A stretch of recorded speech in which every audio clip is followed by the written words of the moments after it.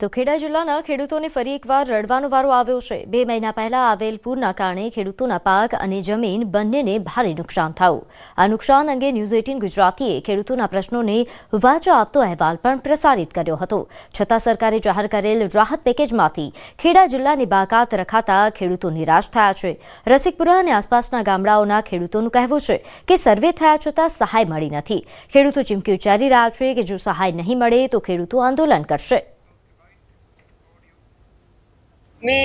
પહેલું પૂર આવેલું હતું અને બીજું પૂર 7/9 આવેલું હતું। પૂરમાં તમામ ખેતી અને બધું નિષ્ફળ ગયેલું હતું। તે વખતે બી ન્યૂઝ 18ની ટીમે 2 વાર સર્વે કરેલું હતું। એ ન્યૂઝમાં આપેલું બી હતું। અમારા તમામ ખેતરો તમે અત્યારે હાલ પણ જોઈ શકો છો, કંઈ પણ છે જ નહીં, બધું નિષ્ફળ ગયેલું છે। છતાં પણ સરકારે અમારા તાલુકાને જાહેર કર્યો નથી નુકસાનીમાં, બરાબર। તો અમારી નુકસાની ક્યાં ગયા, અમે કોની જોડે જઈએ? તો સાહેબ અમારા સરપંચોને અત્યારે જવાબ શું લો ગામના? તો તમે ફોર્મ કેમ ભરાયા હતા અમારી જોડે? કે તમે અમારે જે પૂર આવ્યું 26 તારીખ 26/9 આવ્યું અને એક 7 તારીખે આવ્યું। આ 2 પૂર આવ્યું અને પુષ્કળ પ્રમાણમાં નુકસાન થયેલું છે। રસિકપુરા ગામમાં અહીંયા પ્રાંત સાહેબ અને ધારાસભ્ય બે રાત રહીને આવી ગયા છે અને 100 થી 150 જણાને અહીંથી સ્થળાંતર કરવાની ફરજ પડેલી હતી। આવી ભયંકર પરિસ્થિતિ ગામની થવા છતાં આજ દિન સુધી અમને જે પાક નુકસાનીનો સર્વે કર્યો છે પણ હજુ અમારો સમાવેશ કરવામાં નથી આવ્યો। કપાસ, ડાંગર, શાકભાજી અને શાકભાજીમાં તો સાહેબ જે તમે આગળ પણ જોયું હતું કે ભીંડાના પાકની હાલત શું થયેલી હતી મારી, અને મને એમાં કાંઈ પણ ઉપજ નથી મળેલી અને હવે અમારી પરિસ્થિતિ બહુ ભયંકર થયેલી છે સાહેબ। ખેડા જિલ્લામાં જે પ્રકારે ઓગસ્ટ મહિનાની અંદર સાબરમતી નદીનું પાણીનું પૂર આવ્યું, આ પૂર તો એવું આવ્યું કે એક સપ્તાહમાં 2 વાર પૂર આવ્યું। હું જે ઊભો છું તે રસિકપુરા ગામ, ખેડા તાલુકાનું છેલ્લું ગામ, અને આ ગામની અંદર અંદાજિત કહી શકાય કે 1000 હેક્ટરથી વધુ જગ્યાની અંદર આ પૂરના પાણી ફરી વળ્યા હતા અને આજુબાજુના જે તમામ ગામો છે તેનો પાક સમગ્ર નિષ્ફળ ગયો હતો।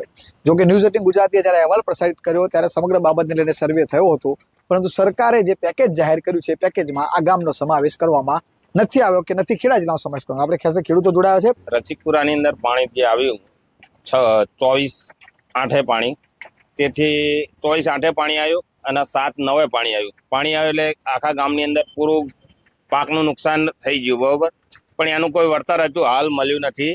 અને જે અસરગ્રસ્ત વિસ્તાર જે કીધો એમાં અમારા ગામનો સમયવાસ થયો નથી, બરોબર, નહીં ખેડા જિલ્લાનું નામ આવતું કે આજુબાજુ આ જે સાબરમતી નદી પાણી આવવાથી જે 10-15 ગામનો સમાવેશ એ પણ નહીં થયો એમ।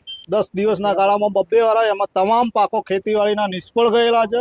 હજુ સુધીમાં કોઈ પણ જાતનું વળતર કે પેકેજ અમારા ગામમાં જાહેરાત કરી નથી। તમામ વસ્તુનું સર્વે થઈ ગયો છે, પણ આ ઉપરવાળા અમારા ખેડા જિલ્લો શીખવ અમે પાકિસ્તાનના હોય એવું વર્તન કરે છે અમારી સાથે। અમારા જે ઉપલી અધિકારીઓ, ધારાસભ્યો, સંસદ સભ્ય હજુ સુધી અમારા કોઈની છાંકણી લીધી નહીં। તો આ લોકોએ અમને કંઈ આશ્વાસન જેવું કર્યું ને તમને આપીશું કે આ કરીશું કે તે કરીશું, આનો જો યોગ્ય નિકાલ નહીં આવે તો અમે ગાંધી ચીધા માર્ગે આંદોલન કરીશું। તેમ છતાંય નિકાલ નહીં આવે તો હિંસક આંદોલન માટે અમારા ખેડૂતો બધા તૈયાર થઈ જશે। અમારા ગામમાં જેમ કે જોવા જઈએ તો ડાંગર છે, કપાસ છે, શાકભાજી છે, શાકભાજીમાં દૂધી છે, રીંગણ છે, ભીંડા છે અને માળવાવાળી ખેતી પણ બહુ છે। પણ અમારા ગામમાં 10 દિવસમાં 2 વાર પાણી આવ્યું, તેના લીધે અમારા ગામમાં 100% નુકસાની થયેલ છે અને ગામમાં પણ બહુ જ નુકસાની થઈ છે। કેટલા વિપુલ પ્રમાણમાં ઘરોને પણ નુકસાન થયું છે, પણ આજ સુધી સર્વે 2 વાર થઈ ચૂક્યા છે, પણ આજ દિન સુધી અમારા ગામમાં કોઈ પણ પૈસાની કોઈ જાહેરાત કરી નથી। અંદાજે ખેડૂતને 70,000 થી 75,000 રૂપિયાનું વિઘાદીઠ નુકસાન થયું હતું। સર્વે થઈ ગયો છે, પરંતુ ખેડૂત એક જ માગ કરી રહ્યા છે કે સરકાર આ સર્વેના આધારે તેમને